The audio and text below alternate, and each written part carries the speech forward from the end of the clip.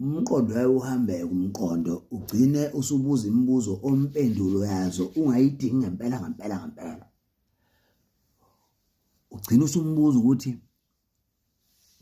kube kangaki. Athi yena hayi besihlalele nje kube kangaki man, damn it, kube kabili. Leyo magama vele ahambe pheko umqondo awugandaye njengesitini foshela. Umqondo uvele uqhume. Emva kwalokho into ozobe usuyibuza umqondo wakho vele awusekho.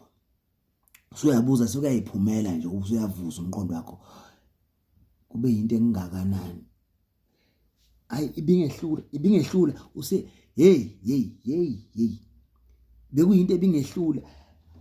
Leyo nto le isikulimaza more. Usufuna nawe ukulimala kakhulu ke manje.